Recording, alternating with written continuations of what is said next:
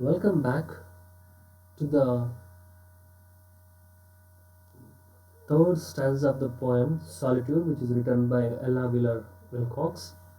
And this is the last stanza of the poem we are going to discuss here. Yes, friends, I am Yogesh DH, Assistant Professor, Department of English, Government First Grade College, Karkala, Udupi. I welcome you to the video. Just watch all the three videos to get the final conclusion to the whole poem, because it's quite necessary to read and the poem and watch all the three videos here. Yes, what happened in the first and the second stanza here? There are some words. Okay, please note those words and what is the meaning they are connoting in the poem. First stanza and second stanza, what are they and how the poet is giving us the showcasing us the reality of the world. ಇಡೀ ಪ್ರಪಂಚದ ಸತ್ಯವನ್ನು ನಮ್ಮ ಎದುರಿಗೆ ಈ ಪೋಯಮ್ನಲ್ಲಿ ತೆಗೆದಿಡ್ತಾ ಇದ್ದಾರೆ ಅವರು. ಆ ಸತ್ಯಗಳಲ್ಲಿ ಗೊತ್ತಾಗ್ತಾ ಇದೆ. The word alone, loneliness. Yes, if you cry, ದುಃಖದಲ್ಲಿದ್ದರೆ ನಾವೊಬ್ಬರೇ ಕೂಗಬೇಕು, ಸಂತೋಷವಾಗಿದ್ದರೆ ಹಂಚ್ಕೊಳ್ಳಿಕ್ಕೆ ಜನ ಬರ್ತಾರೆ. ಇಂಥ ವಿಚಾರಗಳು ನಾವು ಲಾಸ್ಟ್ ವಿಡಿಯೋದಲ್ಲಿ ನೋಡಿದ್ವಿ. Let us continue with the same thought. Yes, read the poem along with me. Feast, and your halls are crowded. Fast, and the world goes by. Succeed and give, and it helps you live. But no man can help you die. There is a room in the halls of pleasure for a large and lordly train. But one by one, we must all file on through the narrow aisles of pain. Read the poem, right? And you have experience in the last two videos here with the last two stanzas here. There's a combination of words in the lines. So here, feast and fast. Look at the two words here. Feast, and your halls are crowded. Feast, what is the meaning of feast here?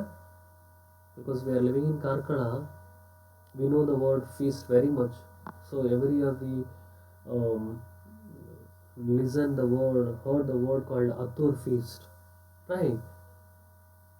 So ಒಂದು ರೀತಿಯಲ್ಲಿ ಅರ್ಥ ಅಂತ ಹೇಳಿದ್ರೆ feast ಅಂದರೆ ಒಂದು ಮುಷ್ಟಾನ್ನ ಭೋಜನ.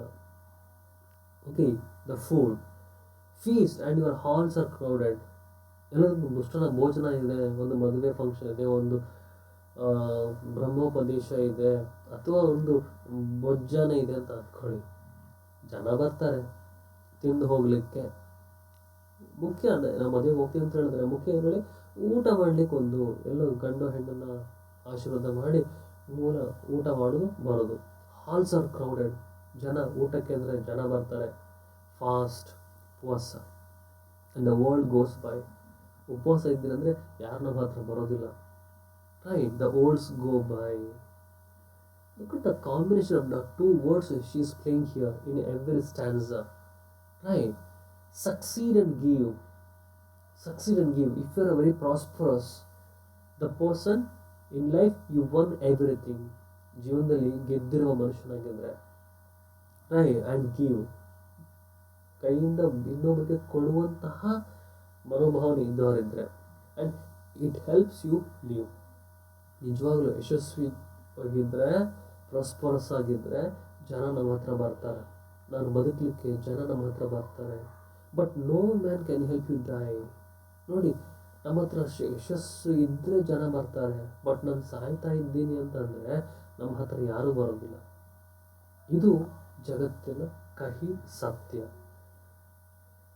Succeed and give, ಗೆಲ್ತಾ ಕೊಡ್ತಾ ಇದ್ದರೆ ಇಟ್ ಹೆಲ್ಪ್ಸ್ ಯು ಲಿವ್. ಜನ ನಮ್ಮ ಹತ್ರ ಬರ್ತಾ ಹೋಗ್ತಾರೆ. ಫ್ರೆಂಡ್ಸ್ ಲಿಸ್ಟ್ ಜಾಸ್ತಿ ಆಗ್ತಾ ಹೋಗುತ್ತೆ. ಮೊಬೈಲ್ನಲ್ಲಿ ಕಾಂಟ್ಯಾಕ್ಟ್ ನಂಬರ್ ಸೇವ್ ಮಾಡಿದ್ದು ಸಾವಿರಗಟ್ಟಲೆ ಜಾಸ್ತಿ ಆಗ್ತಾ ಹೋಗುತ್ತೆ. But no man can help you die. ದುಃಖದಲ್ಲಿದ್ದೀನಿ ಅಂತ ಸ್ಟೇಟಸ್ ಹಾಕಿದರೆ ಅದನ್ನು ನೋಡಿದ್ರು ಏನು ರೆಸ್ಪಾಂಡ್ ಕೂಡ ಮಾಡೋದಿಲ್ಲ. ಏನೋ ಆಗಿದೆ ಅವರಿಗಂತ ಅಂದ್ಕೊಳ್ತಾರೆ. There is room in the halls of pleasure. See, halls of pleasure. So if you are prosperous, everyone comes to you. If you die, nobody comes to you. There is a room in the halls of pleasure. So here the room is here, the space. There is a room, there is a space in the halls of pleasure. ಸಂತೋಷದ ಮನೆಗಳಲ್ಲಿ ತುಂಬಾನೇ space ಇರುತ್ತೆ, ತುಂಬ ಜನ ಬರ್ತಾರೆ for a large and lordly train. So train means it's a chain of people.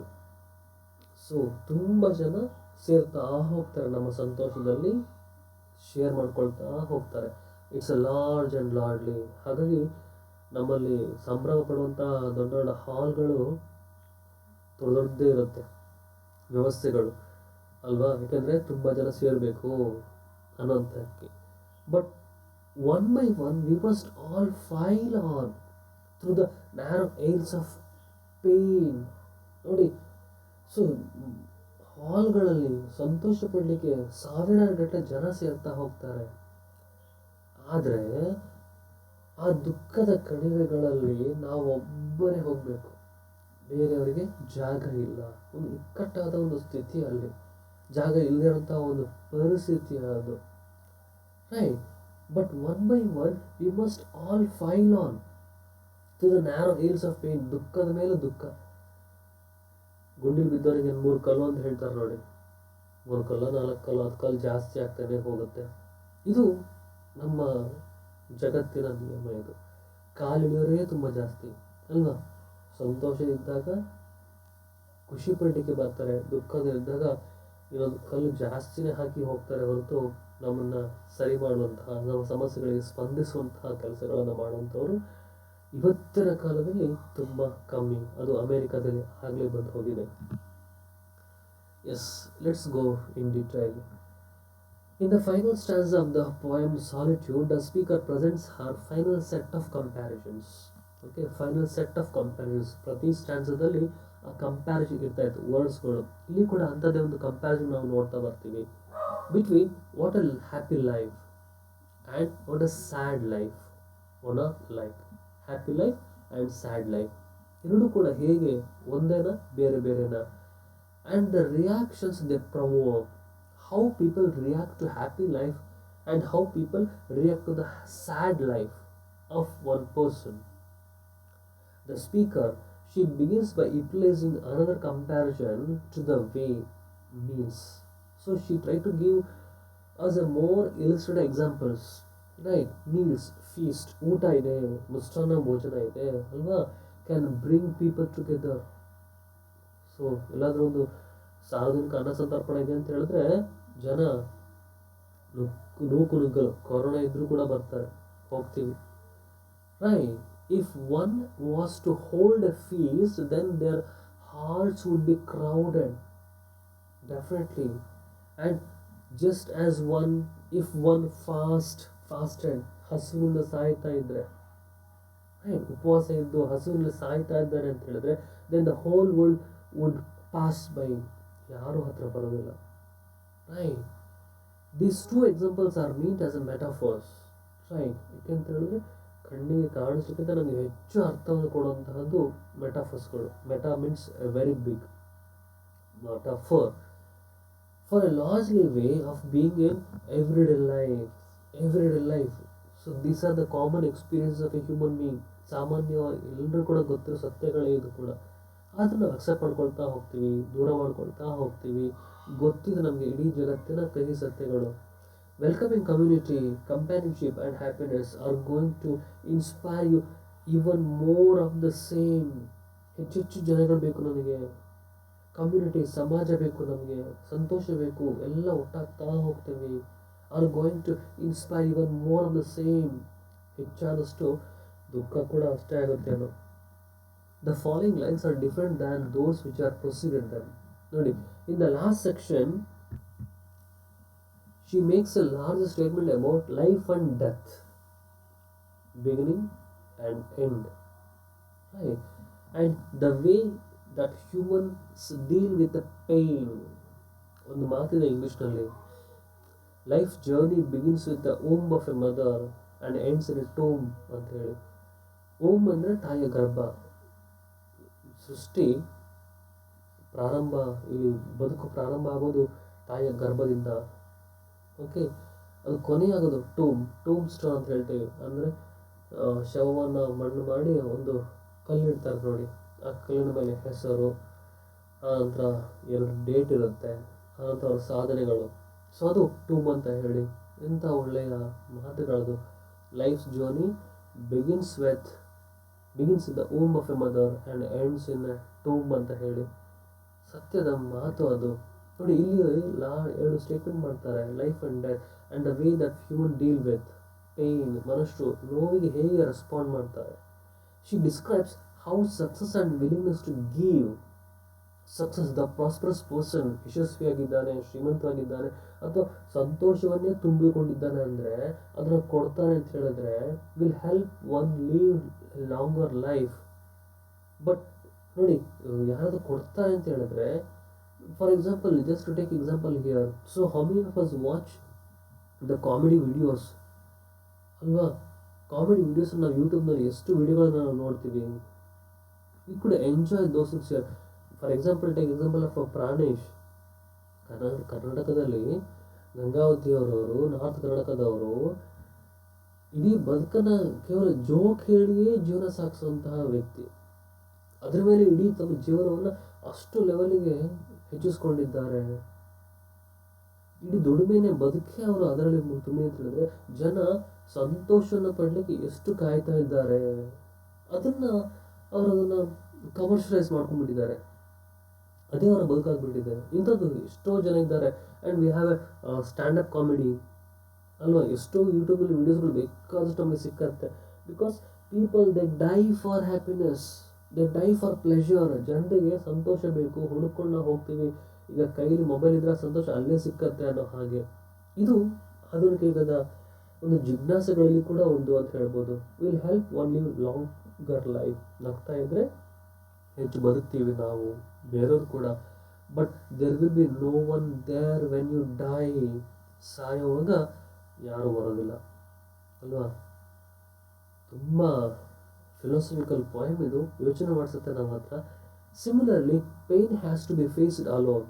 ಕೊನೆಗೆ ಸತ್ಯ ಇದು, ನೋವನ್ನು ಅನುಭವಿಸುವಾಗ ನಾವೊಬ್ಬರೇ ಅನುಭವಿಸ್ಬೇಕು. On a death bed even. Okay, when we are at the last moment of breathing, we have to suffer, right? No one wants to pile onto a train. What is being a train? A group of advisors, assistants, an important person. So ತುಂಬ ಒಬ್ಬ ದೊಡ್ಡ ವ್ಯಕ್ತಿ ಅಂತ ಹೇಳಿದ್ರೆ ಹಿಂದೆ ದೊಡ್ಡ ಟ್ರೈನೇ ಇರುತ್ತೆ. So think of MP, MLA, ಅಂದರೆ ಫಿಲ್ಮ್ ಸ್ಟಾರ್ಸ್, ಸೊ ದೊಡ್ಡ ಸೆಕ್ಯೂರಿಟಿ ಅಲ್ವಾ, ಒಂದು ಟೀಮೇ ಇರುತ್ತೆ ಅವರಿಂದ. ಓಕೆ, ಸಿ ಎಮ್ ಎಲ್ಲಾದರೂ ಬರ್ತಾರೆ ಅಂತ ಹೇಳಿದ್ರೆ ಅವ್ರ ಹಿಂದೆ ಒಂದು 20 ವೆಹಿಕಲ್ಸ್ ಇರುತ್ತೆ, ಇನ್ಕ್ಲೂಡಿಂಗ್ ಆ್ಯಂಬುಲೆನ್ಸ್, ಸೆಕ್ಯೂರಿಟಿ ವೆಹಿಕಲ್ಸ್ ಎಲ್ಲವೂ ಕೂಡ. ಇದು ಟ್ರೈನ್. ಯಾಕೆಂದರೆ ಅವರು ಯಶಸ್ವಿಯಾಗಿದ್ದಾರೆ, ಒಂದು ಪೋಸ್ಟಲ್ಲಿದ್ದಾರೆ ಅಲ್ವಾ? ಸಾಮಾನ್ಯ ಇನ್ನು ಚೀಫ್ ಮಿನಿಸ್ಟರ್ ಇಲ್ಲ ಅಂತ ಅಂದ್ಕೊಳ್ಳಿ, ಯಾರು ಸಾಮಾನ್ಯ ವ್ಯಕ್ತಿ ಎಲ್ಲ ಹೋಗ್ತಾರೆ, ಅವನಿಂದ ಯಾರೂ ಹೋಗೋದಿಲ್ಲ. ಇದು ಟ್ರೈನ್ ಅಂತ ಹೇಳಿ. That is headed for that kind of unhappiness.